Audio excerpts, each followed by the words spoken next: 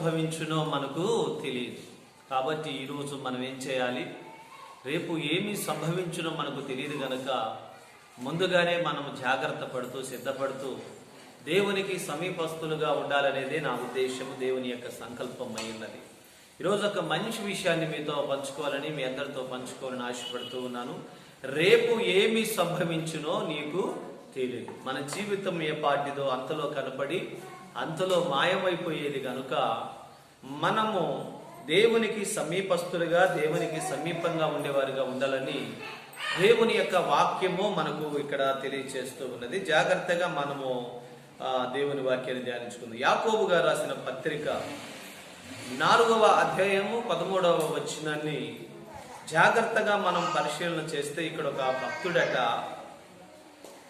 భక్తుడట తన జీవితంలో ఒక మంచి కార్యాన్ని లేదా తన జీవితంలో ఆలోచన ఏం చేస్తున్నాడంటే, ఇక్కడ కాకపోయినా ఇంకొక చోటకైనా వెళ్ళి ఎంతో కొంత ధనాన్ని సంపాదించుకుందామనే ఆలోచన కలిగి ప్రభుకు సమీపస్తుడుగా ఉండకుండా ఈ లోక సంపద మీద, లేకపోతే ఈ లోక ధనం మీద, ఈ లోక ధనధాన్యాల మీద తను మనసులు పెట్టుకుని ఉన్నట్లుగా మనం చూస్తాం. అక్కడ యాకోబు గారు రాసిన పత్రిక అండి, చూడండి జాగ్రత్తగా.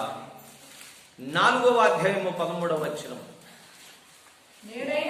నేడైనను రేపైనను ఒకానొక పట్టణమునకు వెళ్ళి అక్కడ 1 సంవత్సరం ఉండి వ్యాపారము చేసి లాభము సంపాదింతుము రండని చెప్పుకుని వారులారా, రేపు ఏమి సంభవించునో మీకు తెలియదు అనే మాట ఇక్కడ తెలియజేస్తూ ఉన్నాడు. ప్రియ దేవుని సంఘమా, మనం జాగ్రత్తగా గమనించినట్లయితే మనిషి భూమి మీద ఆరాట పడుతున్నాడు. దేని కొరకు అంటే ధనధాన్యముల కొరకు, పేరు ప్రతిష్టల కొరకు, సుఖభోగాల కొరకు ఆరాట పడుతున్నాడు అనే సత్యాన్ని మనం గ్రహించాలని మీ అందరికీ కూడా తెలియజేస్తూ ఉన్నాను. ఇక్కడ ఒక మాట యాకోబు గారి ద్వారా దేవుడు తెలియజేస్తూ ఉన్నాడు. నేడైనను రేపైనను ఒకానొక పట్టణమునకు వెళ్ళి అక్కడ 1 సంవత్సరం ఉండి వ్యాపారము చేసి లాభమును సంపాదించుకుందాము రండి అని చెప్పుకునేవారులారా, మీ జీవితము ఏ పాటిది అనే మాట ఇక్కడ రాస్తూ ఉన్నాడు. మీ జీవితము ఏ పాటిది, మీరు సంపాదించుకోవాల్సింది భూమి మీద ఏమిటి, మనము సంపాదించుకోవాల్సింది భూమి మీద ఏమిటి అనే మాట ఇక్కడ ఒక ప్రశ్న వేస్తూ ఉన్నాడు. నేడైనను రేపైనను ఒకానొక పట్టణమునకు వెళ్ళి 1 సంవత్సరం అక్కడ ఉండి వ్యాపారం చేసి లాభమును సంపాదించుకుందాము రండి అని చెప్పుకునేవారులారా, మీ జీవితం ఏ పాటిది అంటున్నాడు. ముందు స్థితిని ఎరగకుండగా, ముందు నీ గతేంటో ఎరగకుండగా, ఏదో తరతరములకు స్థిరముగా ఇక్కడే ఉండిపోయే వారిగా మీ ఆలోచన ఎందుకు ఇలా ఉంటుంది అనే మాటను ఇక్కడ వివరిస్తూ ఉన్నాడు. అందుకని మనం గమనించాలి, ఏ క్షణమును ఏమి సంభవించునో, ఏ క్షణమును ఏమి జరుగునో మనకు తెలియదు. కానీ మనిషి యొక్క ఆరాటం ఎలా ఉంటుందంటే, ముందుగానే ఎన్నో తరములకు ఆలోచన చేస్తూ ఉంటాం, ఎన్నో సంవత్సరాలకు ఆలోచన చేస్తూ ఉంటాం. మానవ జీవితం అలాంటిదేనండి. ముందుగా ఆలోచించబట్టే కొన్ని జాగ్రత్తలు తీసుకుంటూ ఉంటాం. కాబట్టి మరి మన బ్రతుకు, మన జీవితం ఎలాంటిది అనేది మనం ఒక్కసారి గమనించాలని దేవుడు ఈ మాటలు రాయించాడు. చూడండి అక్కడ ఏమంటున్నాడు, 14వ వచనం. రేపు ఏమి సంభవించునో, రేపు ఏమి సంభవించునో మీకు తెలియదు. మీ జీవము ఏ పాటిది, మీరు కొంతసేపు కనపడి అంతలో మాయమైపోవు ఆవిరి వంటి వారే అనే మాట యాకోబు గారి ద్వారా దేవుడు మాట్లాడిస్తున్నాడు. కొంతసేపు కనపడి అంతలో మాయమైపోతారు మీరు. ఆవిరి వంటి వారు, నీటి మీద బుడకలాంటిది మీ జీవితం ఏ పాటిది. కాబట్టి నన్ను విడిచిపెట్టి, నన్ను పక్కన పెట్టి మీరు ఏదో సంపాదించుకుందామని ఆరాట పడుతున్నారే, కూడబెట్టుకోవాలని ఆరాట పడుతున్నారే, అంతలో కనపడి అంతలో మాయమైపోయి ఆవిరి వంటి వారు కాదా అనే మాట, అడవి పువ్వు లాంటి వారమని భక్తుడు అంటాడు. అది ఉదయాన్నే విమర్శిస్తుంది, తర్వాత సాయంత్రానికి వాడిపోతుంది.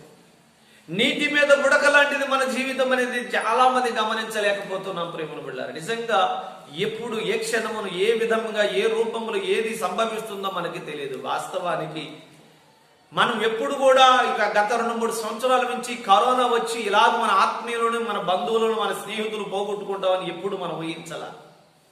ఇలాంటి పరిస్థితి వస్తుందని ఎప్పుడు అనుకోలేదు. నేనైతే అనుకున్నాను, ఆహా ఈ సంవత్సరం బాగా మంచి మీటింగ్లు ఉన్నాయి, వచ్చే సంవత్సరం ఇంకా దూర ప్రాంతాలకు వెళ్తాను నేను, అనేక ప్రాంతాలు చేసే సువార్తను ప్రకటించాలి. ఈ సంవత్సరం కొన్ని మీటింగులే చేశాను, వచ్చే సంవత్సరం ఇంకా ఎక్కువ మీటింగులు చేస్తాను అని చెప్పి ఎంతో ఆశపడ్డాను. కానీ నేను అనుకున్నది ఒకటి, జరిగింది ఒకటి అయిపోయింది. చివరికి మన మీటింగ్లు కూడా జరగడం కష్టమైపోయింది.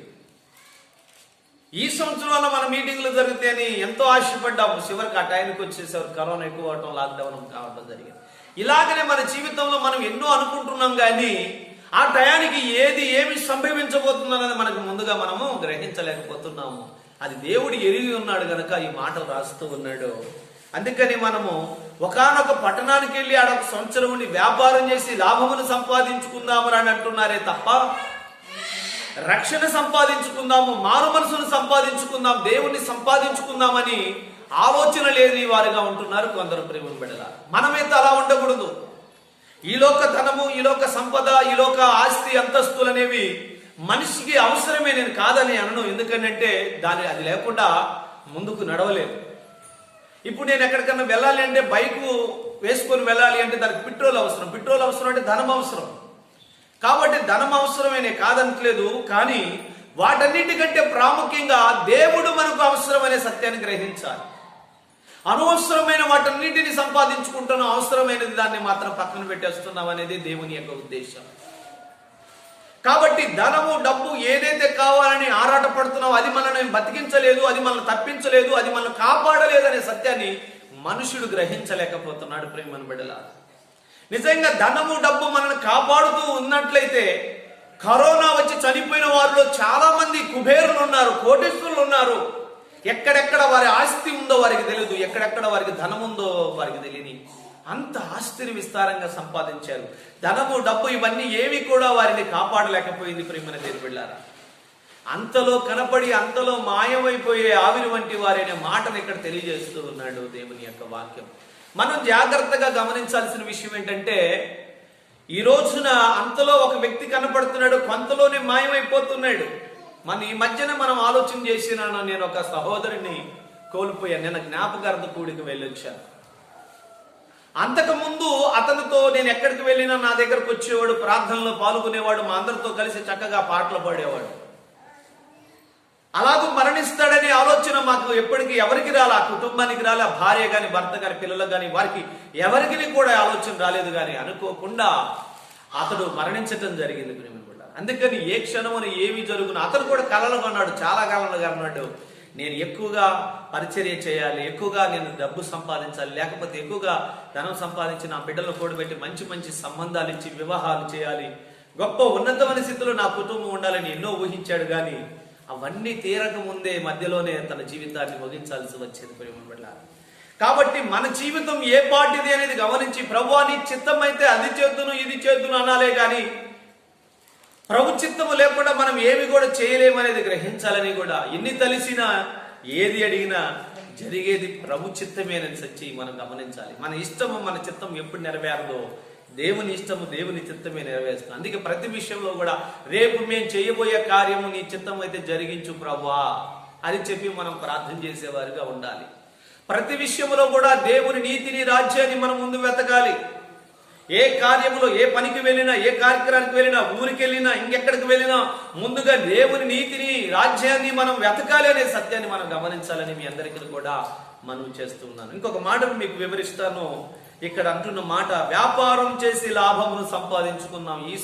ఈ సంవత్సరం కాకపోతే వచ్చే సంవత్సరం, ఈ గ్రామం కాకపోతే ఇంకొక గ్రామం, ఈ జిల్లా కాకపోతే ఇంకొక జిల్లా, ఈ రాష్ట్రం కాకపోతే ఇంకొక రాష్ట్రం, ఈ దేశం కాకపోతే ఇంకొక దేశం వెళ్ళి సంపాదించుకుందాం అంటున్నారే తప్ప, ధనాన్ని కూడా పెట్టుకుందాం అంటున్నారు తప్ప, ప్రభుని సంపాదించుకుందాము, ప్రభు మార్గంలోకి వెళ్దామని ఆలోచన లేని వారుగా ఉన్నారనే విషయం తెలియజేస్తున్నాడు. ఇంకొక మాట, కొంతమంది దేనిని బట్టి అతిశయపడతారో చూద్దాం. సామెతల గ్రంథము 27వ అధ్యాయం మొదటి నుంచి చదవండి. సొలొమోను రాజు గారు రచించిన గ్రంథం అండి ఇది. దావీదు యొక్క కుమారుడు. రేపటి దినమును గూర్చి అతిశయపడకుము. ఏ దినమున ఏమి సంభవించునో అది నీకు తెలియదు అంటున్నాడు. రేపటిని గురించి నీవు అతిశయపడద్దు అనే మాట ఎందుకు అంటున్నాడంటే, బైబిల్ గ్రంథంలో ఒక ధనవంతుడు ఉన్నాడు. రేపటి గురించి అతిశయపడటం అంటే ఏంటో చెప్తా వినండి. ఇంక నాకేం పర్లేదు, పొలం ఉంది నాకేం పర్లేదు, ధనం ఉంది నాకేం పర్లేదు, బ్యాంకులో నా అకౌంట్లో కాస్త క్యాష్ ఉంది నాకేం పర్లేదు, కొన్ని శబరీల బంగారం ఉంది నాకేం పర్లేదు, వెనక స్థిరాస్తి వస్తుంది అని చెప్పి కొంతమంది ఈ ఆస్తిని బట్టి ధనమును బట్టి అతిశయపడుతుంటారు సుమా. వారి గురించి చెప్తున్న మాట ఇది. నాకేం పర్లేదు, నాకు అది ఉంది ఇది ఉంది అని ఎవరైతే అతిశయపడుతున్నారో వారికి చెప్తున్న మాట ఎవరంటున్నాడంటే, రేపటిని దినమును గురించి అతిశయపడకము. రేపటి దినము గురించి అతిశయపడకమని ఎందుకు అంటున్నాడంటే, రేపు ఏమి సంభవించునో నీకు తెలియదు కదా. నువ్వు కూడబెట్టినంత ఏమైపోతుంది. అందుకే బైబిల్ గ్రంథంలో లూకాసు వార్తలో మనం ఒక మాట చూస్తే అక్కడ ఒక భక్తుడు అంటున్న మాట ఏంటంటే, నా ప్రాణమా తినుము తాగుము సుఖించుము, నీకు కావాల్సిన వాటన్నిటిని కూడబెట్టానే అని చెప్పి తన ప్రాణమునకు చెప్పుకుంటున్నాడట. చూద్దాం రండి. ఎక్కడ ఏమి సంపాదించి కూడబెట్టాలో ఎక్కడ దాచిపెట్టాలో కూడా అర్థం కావట్లేదంట. లూకాసు వార్త 12-17 వచ్చును మీరు చదవాలి. ఇది అలాగనే ఉంచండి, మళ్ళీ ఇక్కడికి వస్తాను నేను. అప్పుడు అతడు నా పంట సమకూర్చుకున్నటకు నాకు స్థలము చాలదు గనుక నేను ఏమి చేద్దునని తనలో తాను తలంచుకొని నేను ఇలాగు చేద్దును, నా వాటికంటే గొప్ప వాటిని కట్టించి అందులో నా ధాన్యమంతటిని నా ఆస్తిని సమకూర్చుకొని నా ప్రాణమా అనేక సంవత్సరములు విస్తారమైన ఆస్తి నీకు సమకూర్చబడినది, సుఖించుము, తినుము, త్రాగము, సంతోషించుమని చెప్పుకుందని అనుకునేను. ఏమనుకుంటున్నాడంట తన మనసులో, తన ప్రాణముతో ఇలా చెప్పుకుందునని. ఏమని చెప్పుకుందును? విస్తారమైన ధాన్యము, విస్తారమైన పంటను సమకూర్చుకున్నాను, సంవత్సరముల తరబడి తిన్న తరగదు నా ప్రాణమా, ఇక నీవు తినుము త్రాగుము సుఖించుము అని తన ప్రాణానికి చెప్పుకుందాం అనుకున్నాడట. కానీ దేవుడు అన్నాడంట, ఒరే వెర్రివాడా, ఈ రాత్రి నీ ప్రాణమును నేను తీసుకొని పోతే నీవు కూడబెట్టిందంతా ఎవరికి అవుతును రాయనా అని చెప్పేసి అన్నాడంట. ప్రేమను బిడ్డలారా, నిజంగా మన జీవితము చాలా గొప్పది అనుకుంటాం కానీ ఎప్పుడు ఏ క్షణమున ఏం జరుగుద్దో కూడా మనకి తెలియదు. ప్రేమను బిడ్డలారా, అయితే ఇక్కడ మనుషుడు అనుకుంటున్నాడు, నేను సమకూర్చిన ఆస్తిని లేకపోతే ధాన్యమును నేను ఏం చేద్దాం, ఎక్కడ పెట్టాలి అని చెప్పేసి ఆలోచన చేస్తూ ఇంకా విస్తారమైన గొప్ప కోటలు కట్టి దానిలో ధాన్యమును సమకూర్చుకొని సంవత్సరాలు తరబడకుండా నా ప్రాణముతో చెప్పుకుంటా, నా ప్రాణమా తినుము తాగుము సుఖించుము, నీకు కావాల్సిన సంవత్సరముల పంటంతా కూడా సమకూర్చాను నా ప్రాణమా అని చెప్పి చెప్పుకుంటున్నాడట. అప్పుడు ప్రభు అంటాడు, ఓరే వెర్రివాడా, నీవు సిద్ధపరిచింది అంత. చూడండి అక్కడే అంటది, 20వ వచనంలో ఉంటది, మీరు చూడండి. అయితే దేవుడు, వెర్రివాడా, ఈ రాత్రి నీ ప్రాణమును అడుగుచున్నారు, నీవు సిద్ధపరిచినవి ఎవరికవును అతనితో చెప్పుము చెప్పెను. చూడండి, ఇది ఎవరికి అవును అని చెప్పాడట. నువ్వు సిద్ధపరిచినవి కూడబెట్టిందంతా కూడా, ఈ రాత్రి నీ ప్రాణాన్ని నేను తీసుకొని పోతే నువ్వు కూడబెట్టుకున్నావే నీ ప్రాణం కోసం ఆస్తిని అంతస్తు, ఇంకా నా ప్రాణమా తినుము తాగుము సుఖించుము అంటున్నావు, ఇప్పుడు చెప్పుకుంటున్నావు నీ ప్రాణం గురించి. కూడబెట్టినవన్నీ ఎవరికి అవును, ఎవరికి చూడిపోతావు అని చెప్పే మాట అంటున్నాడు. ప్రేమను బిడ్డలారా, నాది నాది అంటూ ఏది లేదు మనకి ఈ భూమి మీద. ఉన్నంత కాలము అద్దెలులా అద్దె కంపులో ఉన్న వారిగా ఉండి వెళ్ళిపోవాల్సిన వారమే. హల్లెలూయా. అన్నీ ఉన్నా చెప్పండి, అన్ని ఉన్నా ఏంటంట, అన్ని ఉన్నా లేని వారమేనా? అందరూ ఉన్నా చెప్పండి ఒంటరి వారమే, అంతేనా? ఏమి ఉన్నా లేని వారమే, అందరూ ఉన్నా ఒంటరి వారమే. ఒంటరిగా వచ్చాము చెప్పండి, ఒంటరిగా వెళ్ళిపోతాం. పోతూ పోతూ ఏమైనా పట్టుకొని పోతామా? ఏమి కూడా పట్టుకొని పోలేము. అది దేవుని యొక్క వాక్యం చదివేస్తుంది. ఒక మనుషుడు భూమి మీద తల్లి గర్భము నుండి ఎలాగూ ఈ భూమి మీదకి వచ్చాడు ఏమీ లేకుండా, వెళ్ళేటప్పుడు కూడా అలాగని ఏమీ లేకుండా వెళ్తాడు. ఒకవేళ వస్త్రాలు వేస్తారేమో పాత దొంపట్లో, లేకపోతే బొంతలు ఏమన్నా పనికిరాని మంచాలు కుర్చీలు ఏమైనా ఉంటే వాళ్ళకి జ్ఞాపకార్థంగా తీసుకుపోయి ఆ కాష్టం దగ్గర లేకపోతే ఆ సమాధి కార్యక్రమం దగ్గర తీసుకెళ్లి వేస్తారేమో తప్ప విలువైన వస్తువులు ఏవైనా వారు సంపాదించుకున్నవి వారికి ఎవరో వారితో తీసుకుపోవటానికి ఇష్టపడరు ప్రియమైన బిడ్డలారా. అందుకని నాది నాది అని దేని మీద మనం మమకారం పెట్టుకున్నా ఏది మంది కాదు అనే సత్యాన్ని గమనించాలి. ఈ లోక సంబంధమైన ఆస్తి కంటే, ఈ లోక సంబంధమైన ధనము కంటే పరలోక సంబంధమైన ఆస్తి, పరలోక సంబంధమైన ధనమును సమకూర్చుకున్నట్టే గొప్ప భాగ్యం అని దేవుని యొక్క వాక్యం చదివిస్తూ ఉన్నది. హల్లెలూయా. కాబట్టి ఈ లోక సంబంధమైన ధనము కంటే, ఈ లోక సంబంధమైన ఆస్తి కంటే పరలోక ధనమును, పరలోక సంబంధమైన ఆస్తిని సంపాదించుకున్నట్టుకు మనము ఆరాటపడాలని దేవుని యొక్క వాక్యం చదివిస్తుంది. మత్తయి సువార్తలో ఒక మాట అంటాడు. ఏమంటాడంటే, భూమి మీద మీరు ధనమును సమకూర్చుకొనవద్దు, నా మాట వినండి, ఇక్కడ దొంగలు పడతారు, సిమెట్లు కొడతాయి. పరలోకములో మీరు ధనమును సమకూర్చుకోండి, అక్కడ దొంగిలించే వారు లేరు, సిమెట్లు కొట్టే పరిస్థితి లేదు అని చెప్తున్నాడు. కాబట్టి పరలోక సంబంధమైన ధనము ఏమిటాయి అంటే, మనకు పరలోక సంబంధమైన ధనం ఏమిటంటే ఆశీర్వాదమే, దేవుని యొక్క కృప, లేకపోతే దేవుని యొక్క రక్షణ. పరలోక సంబంధములో మనము సంపాదించుకోవాల్సిన ఆస్తి ఏంటంటే బుద్ధి జ్ఞానం అనే సర్వసంపద ఇక్కడ సంపాదించుకుంటే అది పరలోక ధనముగా చెల్లబడి అవుతుంది ప్రేమ బిడ్డలారా. అందుకని దేవుని యొక్క వాక్యం చదివిస్తుంది, నా ప్రాణమా తినుము తాగుము సుఖించుము అని రేపటి గురించి ఆలోచిస్తున్నాడు ఈ ధనవంతుడు. అందుకే మనకి ఇక్కడ ఏమంటున్నాడు 27వ అధ్యాయం మొదట్లో, రేపటి దినమును గురించి అతిశయపడకుము, ఏ దినమున ఏమి సంభవించును అది నీకు తెలియదు అన్నాడు. చాలు, అంతవరకు చాలు, అది నీకు తెలియదు అన్నాడు. ఆ అన్యుడు లేకపోతే ఆ ధనవంతుడు కూడబెట్టుకుని తన ప్రాణంతో అంటున్నాడు, దేవుడు ఏమన్నాడు, రేపు ఏమి సంభవించునంటే రేపు నీ ప్రాణం నేను తీసుకువెళ్తే నువ్వు కూడబెట్టిందంతా ఎవరికి అవుతుందిరా అని చెప్పేసి అంటున్నాడు. ఈనాడు చాలా మంది మీకు ఒక మంచి మాటను తెలియజేస్తాను. మాలి దినమును మొదలుకొని మనం వ్యాపారం చేసి మనం అంతటా కూడా మనం ఒకరికి సంపాదించి ఒకరికి విడిచిపెట్టి పోవాల్సిన వారమేనట. చూడండి జాగ్రత్తగా 47వ అధ్యాయము, యెషయా గ్రంథం 47వ అధ్యాయము 15వ వచనంలో ఉంటది మాటలు. నీవు ఎవరి కొరకు ప్రయాసపడి అలసితీవో వారికి అలాగనే జరుగుచున్నది. నీ బాల్యము మొదలుకొని నీతో వ్యాపారము చేయువారు తమ తమ చోట్లకు వెళ్ళిపోవచ్చున్నారు. నిన్ను రక్షించువాడు ఒక్కడైనను ఉండడు, నిన్ను రక్షించువాడు ఒక్కడైనను లేడు. నీ ధనము నిన్ను కాపాడదు. చూడండి ప్రియమైన దేవుని బిడ్డలారా, నీ ధనము నిన్ను కాపాడదని మాట ఇక్కడ తెలియజేస్తూ, ఎవరి కొరకు నీవు ప్రయాసపడ్డావో చివరికి వారి కోసం సంపాదించి నీ విడిచిపెట్టిపోతావు. వారు వారి బిడ్డల కోసం సంపాదించి వారు వెళ్ళిపోతారు, వారు వారి బిడ్డల కోసం సంపాదించి వారు వెళ్ళిపోతారు. చివరికి నేను రక్షించువాడు ఒక్కడ లేదు. రక్షించేది ఎవరు? నీ ధనము, నీ డబ్బు, నీ బంగారము, నీ ఆస్తి ఏది కూడా నిన్ను రక్షించలేదు. రక్షించగలిగింది ఒక్కటేనని చెప్పాను, నీతి ఒక్కటే నిన్ను రక్షించగలదు.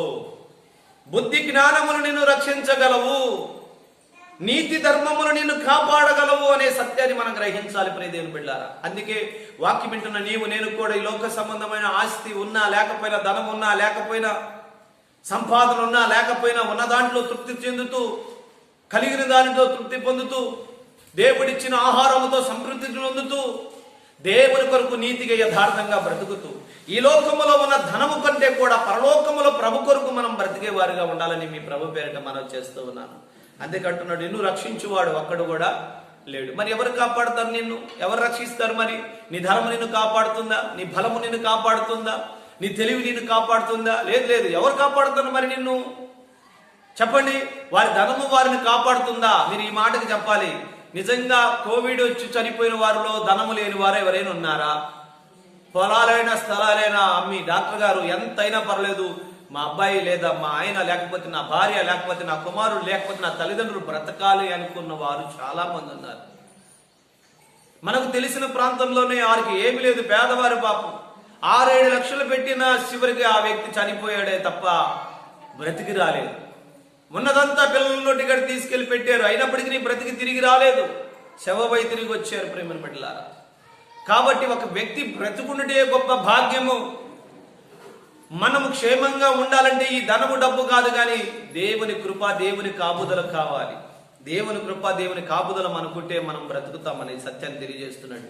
ఇంకొక మాట చూపిస్తాను చూడండి. చాలా మంది నా ధనము నన్ను కాపాడుతుందని భ్రమపడుతున్నారు. ఏబు గ్రంథంలో చూద్దాం రండి.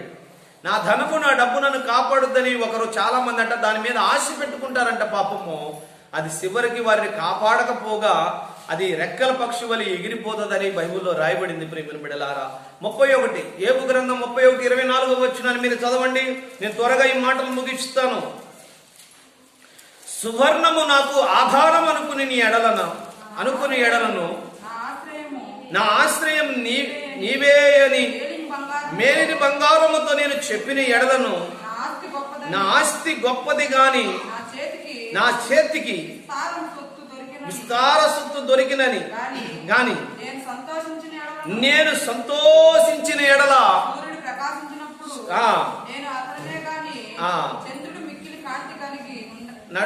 నడుచుచుండగా చూచి నా హృదయము రహస్యముగా ప్రేరేపింపబడి వారి తట్టు చూచి నా నోరు ముద్దు పెట్టుకుని నీ ఎడలను పరమునున్న దేవుని దృష్టికి నేను వేషధారి నగుదును.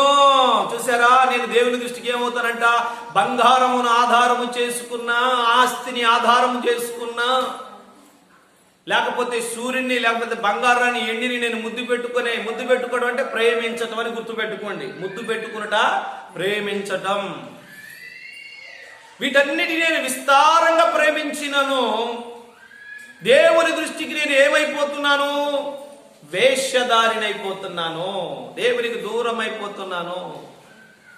అందుకే ధనం ఎక్కడుందో నీ హృదయం అక్కడ ఉంటది. దేవునికి హృదయాన్ని ఇవ్వకపోతే మనం బ్రతికేది లేదు, అయిపోద్ది మన జీవితం. ఒక వ్యక్తి దేవునికి సమీపముగా ఉండాలి అంటే దేవునికి హృదయాన్ని ఇవ్వాలి. హృదయాన్ని దేవునికి ఇవ్వాలి అంటే ధనం దగ్గర నీ హృదయం ఉంటే దేవునికి ఎక్కడిస్తాను? అందుకని తెలియజేస్తున్నాడు, ధనమును నమ్ముకొని, బంగారము నమ్ముకొని అది నన్ను కాపాడుతుందని, నాకు విడుదలనిస్తుందని కొన్నిసార్లు మనం ఆధారపడితే అది ఏమాత్రం మనకు ప్రయోజనం కాదు. ఇంకా ఒక మాట చూపించి నేను త్వరగా ముగించేస్తాను రండి. సామెతలు 23:5 వచనం చదవండి. నీవు దాని మీద దృష్టి నిలిపిన తోడనే అది లేకపోవును, నిశ్చయముగా అది రెక్కలు ధరించి ఎగిరిపోవును. పక్షిరాజు ఆకాశములకు ఎగిరిపోవునట్లు అది ఎగిరిపోవును. చూసారండి, నాకు ఎండి బంగారం ఆధారం అనుకుంటుని, దాని మీద నేను మనసుని పెట్టుకొని దేవుని దృష్టికి నేను వేషధారిగా మిగిలిపోతిని. చివరికి దాని మీద నేను ఎంతైతే మనసు నిలిపితినో, నేను దాని మీద దృష్టి నిలిపితినో, అది ఏమైపోయిందంట? ఆకాశంలో పక్షిరాజు వలె రెక్కలు ధరించి ఎగిరిపోయిందంట. ప్రేమ అంటే అంతలో కనపడే, అంతలో నువ్వెలా మాయమైపోతావో, నీ సిరి, నీ ధనము, నీ యొక్క బంగారం, వెండి కూడా కొంతసేపు నిన్ను మురిపించి మరిపించి ఆ తర్వాత నిన్ను నడి రోడ్డు మీద అనాథగా వదిలిపెట్టిపోతుంది. దానివల్ల నీకేం ప్రయోజనం లేదు. స్థిరమైన ఆస్తి, స్థిరమైన రక్షణ మనకి ఏమిటంటే దేవుడే. ప్రియమైన బిడ్డలారా, నా ఆస్తి ఆయనే అని చెప్పాలి. గట్టిగా చప్పట్లు కొడుతూ దేవుడు నామని మేపడతాం. నాకున్న ధనము, నాకున్న బలము, నాకున్న జ్ఞానము, నాకున్న తెలివి, నాకున్న ఆరోగ్యము, నాకున్న బలగము మొత్తము కూడా ప్రభువే. ఆయన ప్రేమాభిషేకముతో మనం నింపమని కోరుకోవాలి. ఈ లోక ధనధాన్యములతో కాదు. దాని మీద మనం మనసు నిలిపిన వేడల అది ఆకాశములో పక్షి ఏ రీతిగా రెక్కలను ధరించి ఎగిరిపోతుందంట. నిజం కదండి? అలాగనే ఎగిరిపోయిన వారు లేరా? ఒకప్పుడు విస్తారమైన ధనముతో కన్ను మిన్ను కానరాక తోలనాడి మాట్లాడిన వారు కూడా చివరికి పడిపోయి దీన స్థితిలోకి వచ్చిన వారు లేరా? ధనమే నాకు ఆధారం అనుకొని, బంగారమే నాకు ఆధారం అనుకొని దానిని ఎక్కువగా ప్రేమించి మోసపోయి చివరికి కొన్నాళ్ళు మురిపించి మరిపించి ఆ తర్వాత ఒంటరిగా చేసి వదిలిపెట్టిపోతుంది ఈ లోక ధనములు, ఈ లోక ఆస్తి. కానీ యేసయ్య అలాంటి వాడు కాదు. ఎప్పుడు ఒకే రీతిగా నీకు ధనం ఉన్నా లేకపోయినా ఎల్లప్పుడూ మనకు తోడుగా ఉండి ప్రేమించి ఆదరించువాడు మన యేసయ్య. హల్లెలూయా. స్థిరమైన ఆస్తి ఆయన. నా బలము, నా ధనము, నా జ్ఞానము, నా ఆరోగ్యము అంత నీవే ప్రభువా అని దేవుని మీద మనం ఆధారపడాలి. ఒకప్పుడు లేకపోవచ్చు, తర్వాత రావచ్చు, ఆ తర్వాత మళ్ళీ పూర్తిగా మన దగ్గర ఏమీ లేకుండా పోవచ్చు. అది సముద్రం మీద ఉన్న అలలాగా ఒక్కొక్కసారి అలాగ వస్తూ ఉంటది, పోతుంటది వెనక్కి మళ్ళీ. కానీ యేసయ్య అలాంటి వాడు కాదు. ఆయన ఎల్లప్పుడూ స్థిరముగా మనకు తోడుగుంటాడు. హల్లెలూయా.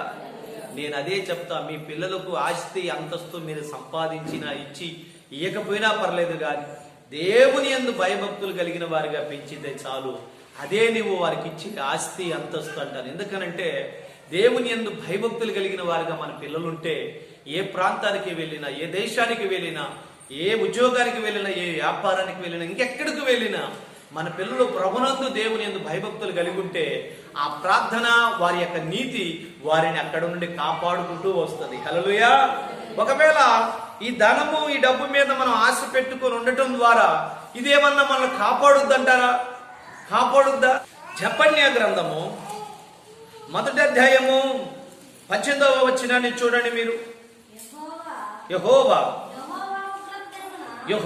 ఉగ్రత దినమందున తమ ఎండి బంగారములు వారిని తప్పింపకపోవును, రోషాగ్ని చేత భూమి అంతయు దహింపబడును అంటున్నాడండి. యెహోవా ఉగ్రత దినమందు ఈ లోకములో ప్రభుకు దూరంగా ఉండి, ప్రభు సన్నిధికి రాకుండా, ప్రభుకు సమీపంగా లేకుండా అన్యాయం చేసు, అక్రమాలు చేసు, అబద్ధమాడు, మోసం చేసు, ఎలాగైనా నాకు ధనమే కావాలని కూడబెట్టుకున్న అది ఒకవేళ దేవుని ఉగ్రత వచ్చినప్పుడు, దేవుని కోపం వచ్చినప్పుడు అదేమన్నా మనల్ని కాపాడుతుందా అంటే అది ఏవి మనల్ని కూడా కాపాడలేదట, తప్పించలేదట. ప్రేమైన బిడ్డలా ఆలోచించండి.